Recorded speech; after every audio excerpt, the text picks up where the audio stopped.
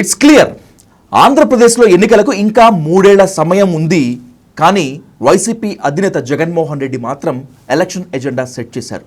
రాబోయేటువంటి ఎన్నికల్లో అమరావతి వర్సెస్ మావిగన్ అని తేల్చి చెప్పేశారు. ఏంటి జగన్మోహన్ రెడ్డి ధైర్యం అని వైసీపీ క్యాడర్ అంటుంటే, ఇది ధైర్యం కాదు, మూర్ఖత్వం. అమరావతి మీద తప్పులు ఎందుకు చేస్తున్నారు అనేటువంటిది వాళ్ళ ప్రశ్న. ఇలాంటి నేపథ్యంలో జగన్ ఇచ్చినటువంటి ఆ స్టేట్మెంట్ డేరింగ్ అండ్ డాషింగ్గా లేకపోతే ఫుల్ స్టేట్మెంటా అనేటువంటి దానిపై ఇన్ డీటెయిల్గా ఇన్ డెప్త్గా డిస్కస్ చేద్దాం ప్రముఖ పొలిటికల్ అనలిస్ట్ కేఎస్ ప్రసాద్ గారితో. ప్రసాద్ గారు నమస్తే. నమస్తే అండి. నాకు తెలుసు మీరు మావిగన్కి అంతగా సపోర్ట్ చేయరు అని, అయినా కూడా మీ విశ్లేషణ ఇప్పుడు చాలా అవసరం కాబట్టి మిమ్మల్ని మళ్ళీ చాలా నేను డీటెయిల్గా అడుగుతున్నాను.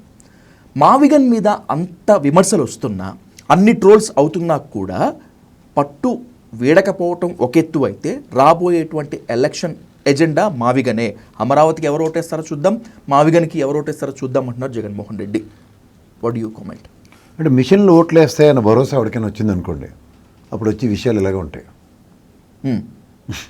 మీకు సింపుల్గా చెప్తున్నాను లాజిక్.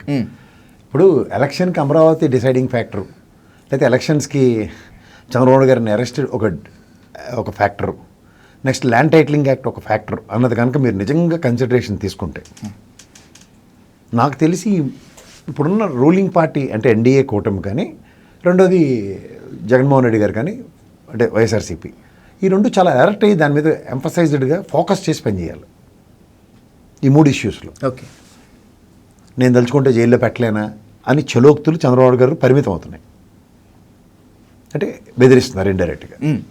ఇక్కడ రాజధాని విషయంలో ఒక క్లారిటీ, 2 years తర్వాత దానికి ఒక శాశ్వత గజెట్ తీసుకొచ్చారు అమరావతి రాజధాని అని.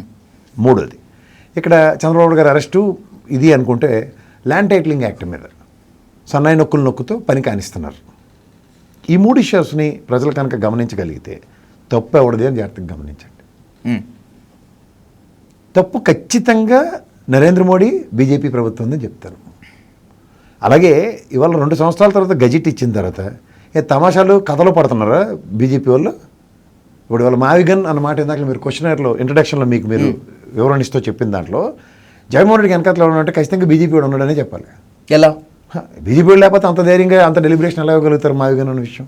స్టేట్ ఎలక్షన్ ఎజెండా సెట్ చేసుకోవటము అతను వ్యక్తిగతం కదా, అది కుదరదు. కొంచెం జాగ్రత్తగా వినండి, మీరు ఎక్కడికి వెనక్కి వెళ్ళిపోకండి, ముందుకు పరిగెట్టి అప్పుడు కళ్ళాలు కట్టి వెనక్కి లాగుతాం, అప్పుడు ఈ విషయం ప్రజలకు అర్థమవుతుంది. ఇప్పుడు if you really look in to it, ఇప్పుడు శాశ్వత గజెట్ ఇచ్చిన తర్వాత మావిగన్ ఏంటి అని బీజేపీ ఎవడన్నా మాడాలి కదా. అట్లీస్ట్ మాధవన్ ఇక్కడ ఉన్న president AP BJP press meet పెట్టి చెప్పాలి కదా, తమాషాలుగా ఉందా ఇక్కడ మావిగన్ అన్న కాన్సెప్ట్ ఎందుకు వస్తుందని. లేదా ఇక్కడ తీస్మార్కాన్ సుజనా చౌదరి ఉన్నాడు కదా, ఈ ఫీల్డరే వైఎస్ఆర్సీపీకి ఇచ్చి మావిగన్ అని మొదలెట్టించిన మనోరంజ కార్యక్రముడు ఆయనే. 70 మందితో కూటమి చీల్చుదాం అనుకున్న బీజేపీ ఎంపీ ఎమ్మెల్యేలు ఎవరైతే ఉన్నారో, ఒరిజినల్ కాదు పారాచూట్ బ్యాచ్ గాళ్ళు, ఎక్స్ టీడీపీ గాళ్ళు, ఇవన్నీ దృష్టిలో పెట్టుకుని ఈ మావిగన్ అన్న దాంతో తగిలించి తమాషా చూస్తున్నారు. ఎప్పుడు శాశ్వత గజెట్ వచ్చిన తర్వాత ఎర్రెక్కించడానికి, భావావేశాలు గురి చేయడానికి. మధ్యలో పోయేదెవరు? అయితే తెలుగుదేశం, లేదంటే వైఎస్ఆర్సీపీ. అంటే దీనికి దేనికి ప్రిఫర్ చేస్తున్నారు? రేపొద్దున లోకేష్ లాంటి ముఖ్యమంత్రి చేసి బీజేపీ ఆ షిండే లాంటి చతురత ప్రదర్శిస్తే, మనోడు ఓవర్ యాక్షన్ బ్యాచ్ ఉన్నాడు కదా పవన్ కళ్యాణ్, ఆయనేమో మళ్ళీ మాల్లో గజమాల్లో ఏదో వేసుకొని తిరుగుతున్నాడు దేవుడు దీక్షలో అని. మళ్ళీ ఆరోగ్య పరిస్థితులు స్తబ్దంగా ఉండడం, రాష్ట్రంలో జరుగుతున్న ప్రతిదాన్ని సైలెన్స్ పే చేయడం, ఇవన్నీ మీరు గమనిస్తుంటే వెనక నడిపిస్తుంది బీజేపీ. నా పాట అర్థం అవ్వట్లేదు మీకు? లేకపోతే అసలు ఈ మావిగన్ అనగానే బుల్డోస్ చేయాలి కదా అక్కడి నుంచి. నిన్న శాశ్వత గజెట్ ఇస్తే what is this non sense అని అడగాలి కదా.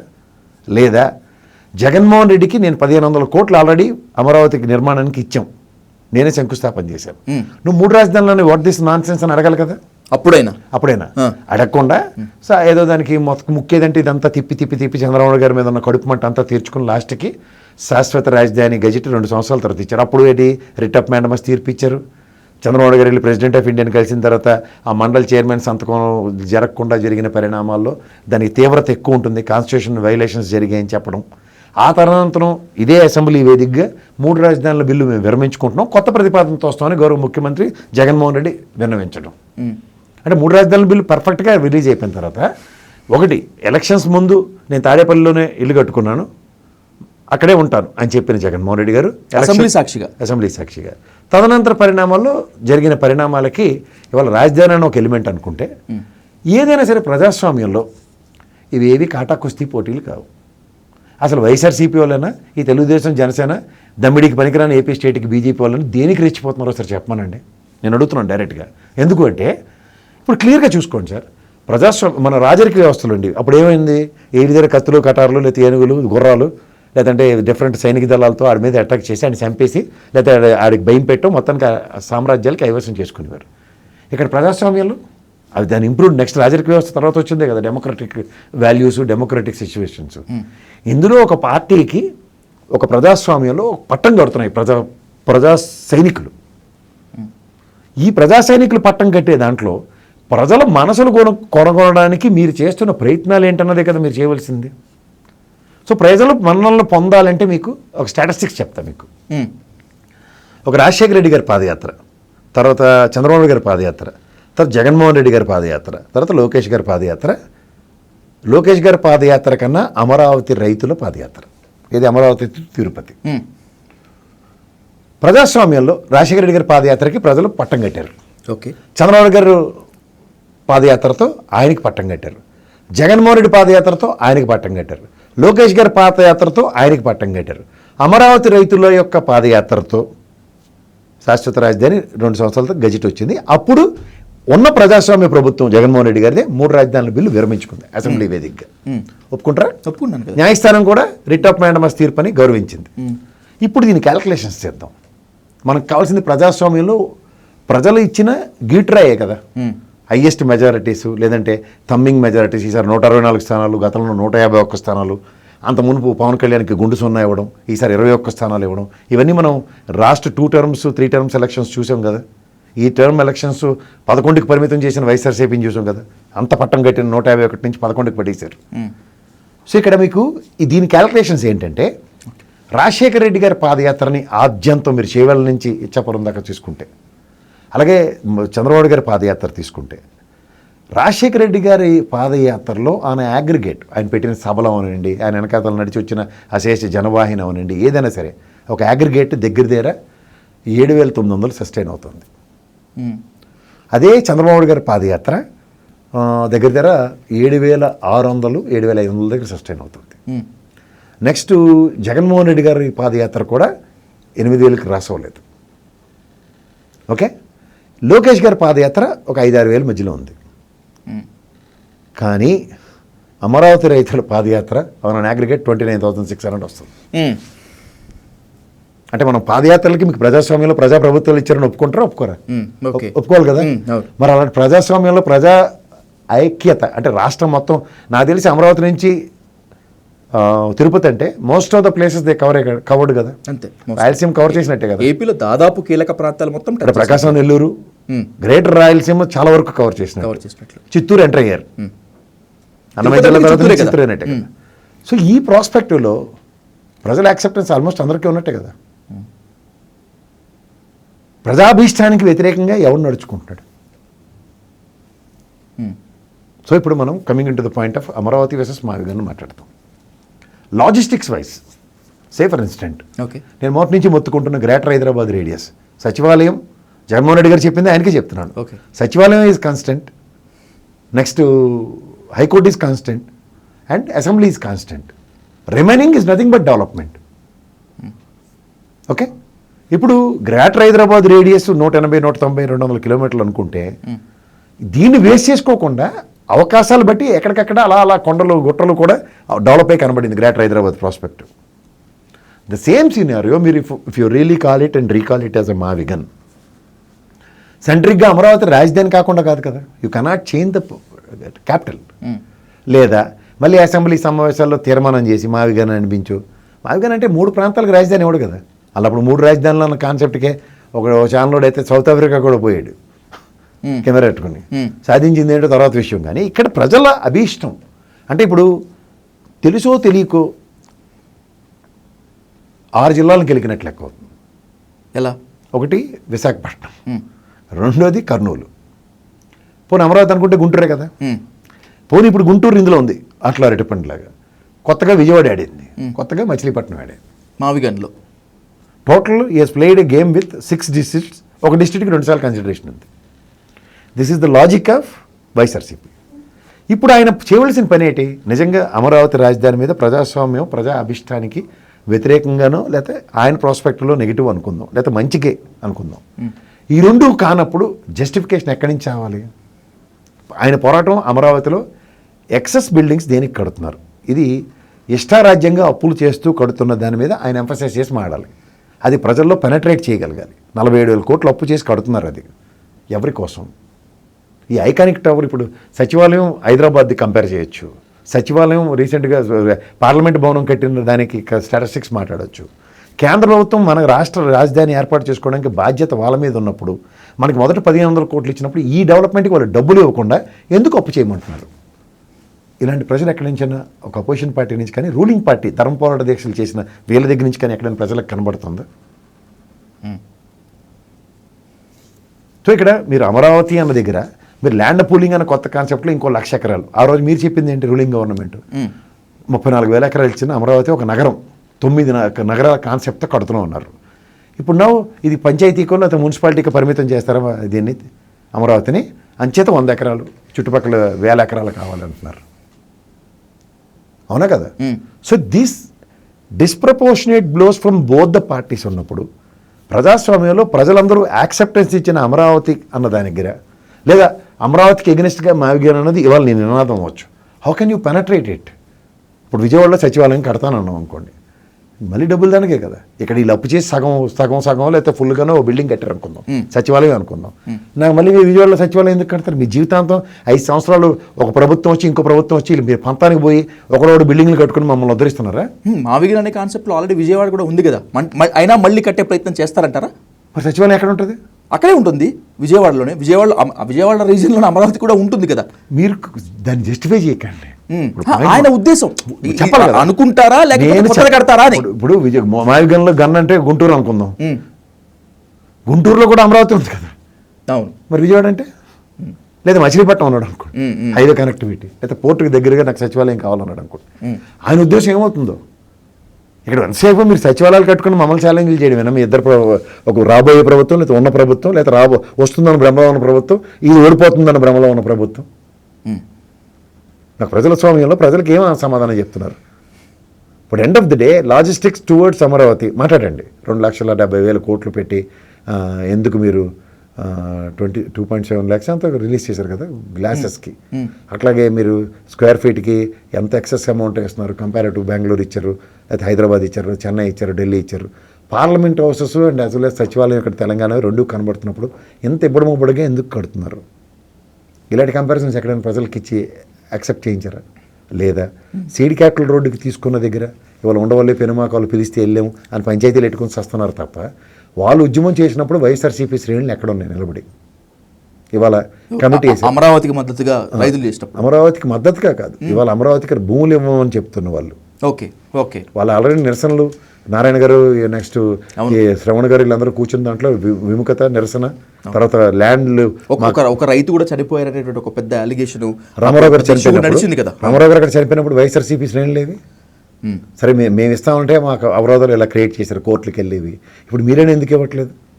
ఇలాంటివన్నిటికీ క్లారిటీ వైఎస్ఆర్సీపీ తరఫున ఒక ఆర్కే లేటుడు అందరూ ఎక్కడ ఉన్నారు? గుడుగురాలకు ఫలితం అవుతున్నారా? ఓడిపోయిన అమ్మాయి ఉంది కదా, ఆర్కే బదులు రీప్లేస్మెంట్ ఇచ్చారు ఆవిడకి, ఆవిడ ఎందుకు మళ్ళీ మాట్లాడట్లే? గుంటూరులో 7 పార్లమెంట్ సెగ్మెంట్లో ఉన్న వాళ్ళందరూ ఎక్కడ ఉన్నారు? ఎవడ వ్యాపారాల్లో, ఎవడ బిజీల్లో ఉన్నారా? ప్రజాస్వామ్యంలో ఓటమి గెలుపు సర్వసాధారణం. ఓడిపోయిన తర్వాత ప్రజా సమస్యల పట్ల గెలిచినవాడు ప్రభుత్వ నిర్ణయం అంటాడు, ఓడిపోయినాడు ప్రజా సమస్యల పట్ల నిలబడవలసిన బాధ్యత ఉందా లేదా? కమిటీ వేశారు, మన అంబటి రాంబాబు గారు కానీ, పేరు నాని గారు కానీ, వీళ్ళందరూ అమరావతికి జై జై అమరావతి అని అరిచిన వాళ్ళే కాదు, వ్యతిరేకించిన వాళ్ళే కదా. ఏ కన్సర్న్తో వాళ్ళు అక్కడ అటాకింగ్ వెళ్తారు? మేము అమరావతికి వ్యతిరేకం కాదు, అమరావతి మాటను జరుగుతున్న అవినీతికి వ్యతిరేకం అంటున్నారు వాళ్ళు. నేను చాలా మందిని అడిగాను, నేను మొన్న ఇష్యూ జరిగినప్పుడు అసలు అమరావతిలో అడుగుపెట్టే రైట్ మీకు ఎలా ఉంటుంది అంటే, మాకు మాత్రమే ఉంటుంది అమరావతి గురించి మాట్లాడే రైట్ అంటున్నారు వైసీపీ నేతలంతా. వైసీపీ నేతలు అన్నాడు, తెలుగుదేశం కూడా విషయంలో తెలివి తక్కువతాను అంటాను. ఇప్పుడు పీపుల్స్ క్యాపిటల్ నువ్వు పేరు పెట్టావు దానికి, రెండోది నీకు 60% ఓటు బ్యాంక్ వేశారు, 40% వైఎస్ఆర్సీపీకి వేశారు. ఎగ్జాంపుల్ 40% రాజధానికి అమరావతికి మీకు సంబంధం లేదని ఏమైనా చెప్తారు ఎవరికైనా? అది అంబటరాంబ అవ్వచ్చు, పేరు నేను అవచ్చు, నేను అవచ్చు, మీరు అవచ్చు. మనం 40%లో ఉందాం అనుకోండి రఫ్ క్యాల్కులేషన్లో. మాకు అమరావతి రాజధాని మీద హక్కు లేదని చెప్తారా? అసలు మీకు ఏ హక్కు ఉంది లోపలికి రావడానికంటే? What you mean? ఇప్పుడు కాంగ్రెస్ ఎంపీలు ఢిల్లీలో పార్లమెంట్లోనూ హైకోర్టు భవనాల్లో కేసులు కాటికి వెళ్ళట్లేదా? లేకపోతే ఢిల్లీ సుప్రీంకోర్టులోనూ? What does that mean by?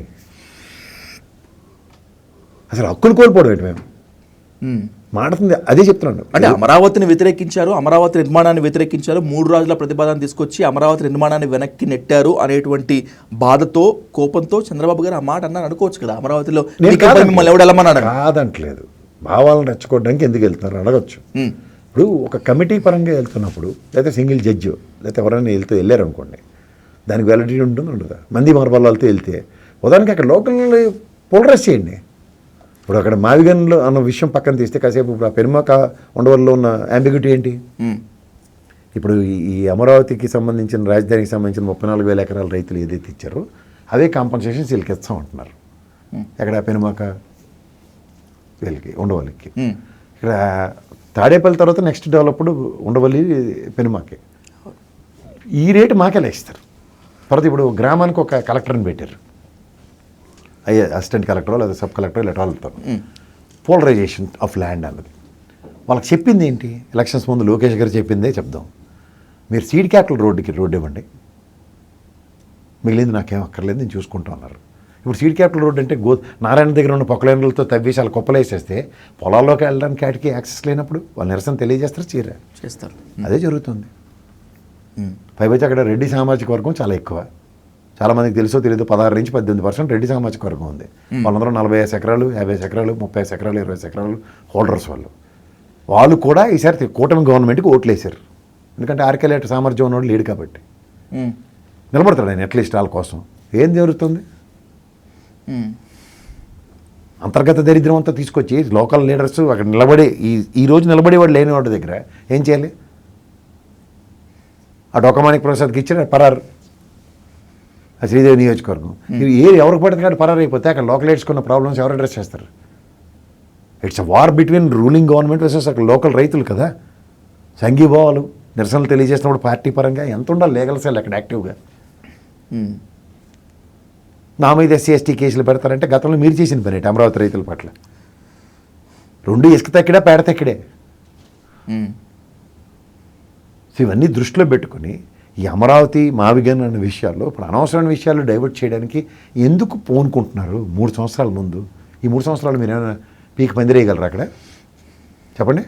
రాజధాని పైన, రాజధాని నిర్మాణం పైన వైసీపీకి కానీ జగన్కి కానీ ఏమాత్రం స్పష్టత లేదు అని విమర్శలు ఎదుర్కొంటున్నటువంటి ఈ సమయంలోనూ అమరావతికి వ్యతిరేకంగా మాట్లాడటమే ఒక పెద్ద సాహసం. అయితే మావిగన్ మీద ఆయన అంత పట్టుపట్టి కూర్చోడానికి ధైర్యం ఏమనుకో? బీజేపీ వాడు వెనకతలు బీజేపీ వాడు లేకపోతే ఆయన ధైర్యం లేదు ఎవరికైనా.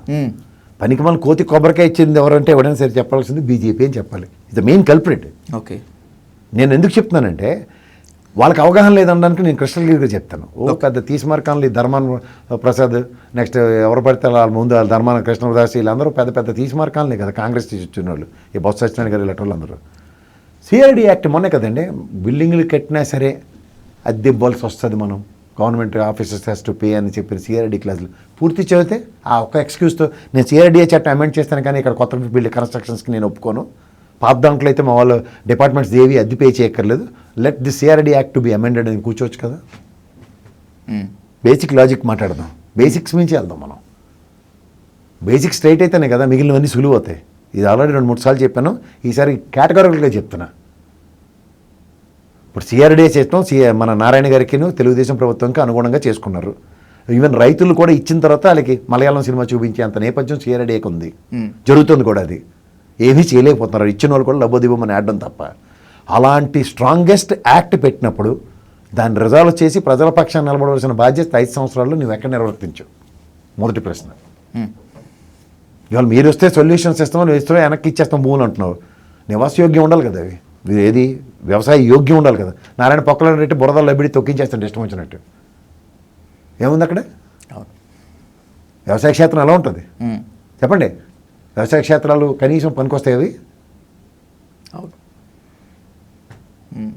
సో ఇక్కడ ఫోకస్డ్గా అమరావతిలో జరుగుతున్న వాటి మీద రైతుల పక్షాన్ని నిలబడి ఉండాలి అంటే వైఎస్ఆర్సీపీ శ్రేణులు నాయకులు నిరంతరం అక్కడ 24/7 వాళ్ళతో పాటు అమరావతి ఉద్యమ నేపథ్యం ఎలా జరిగిందో అలాంటి నేపథ్యం ఎందుకు తెరలేపలేకపోతున్నారు? సరే, రాబోయేటువంటి ఎన్నికల్లో మావిగన్ ఎలక్షన్ ఎజెండా కాకపోవచ్చు, అమరావతి అవుతుందా? వైసీపీకి అయ్యే ఛాన్స్ ఉంటుందా? అంటే అమరావతి నిర్మాణం అంత కీలక రోల్ ప్లే చేస్తుందా రాబోయేటువంటి ఎన్నికల్లో అంటున్నాను. అంటే in case if they fail it, మావిగన్ కూడా ఆయన ఎలా జస్టిఫై చేస్తాడంటే పెద్ద ఛాలెంజింగ్ యాక్ట్. ఎందుకు చెప్తున్నారు కదా, ఇప్పుడు మచిలీపట్నానికి తీరం ఉంది, విజయవాడ ఆల్రెడీ డెవలప్డ్, గుంటూరు ఇంకా డెవలప్డ్, ఇక్కడ మనకు నిర్మాణం ఖర్చు ఇంకా మనకు తగ్గుతోంది, and by the same way మనకు ఆర్థిక భారం తగ్గుతుంది, సో అన్ని ప్రాంతాలకు మేలు జరుగుతుందని చెప్పి అనేటువంటి ఆయన వాదన. దాకా ఉన్న భారం ఇప్పుడు వరల్డ్ బ్యాంక్ కూడా ఉదాహరణకి 5,000 కోట్లు ఇచ్చి ఉంటాడు కన్స్ట్రక్షన్ చేయమని, వీళ్ళ టర్మ్లో అవ్వలేదు.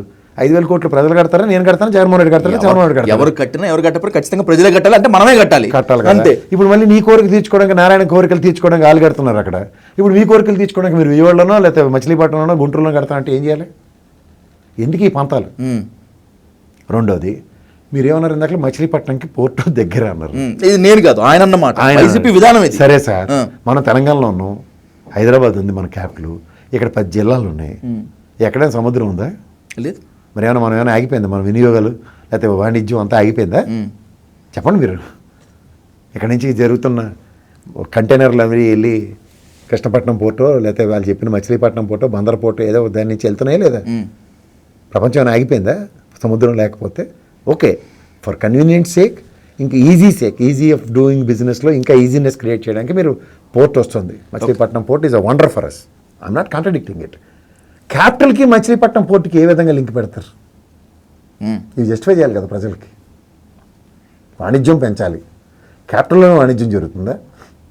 ఇప్పుడు ప్రకాశం ఉంది, ప్రకాశంలో వాణిజ్యం జరుగుతుంది కదా.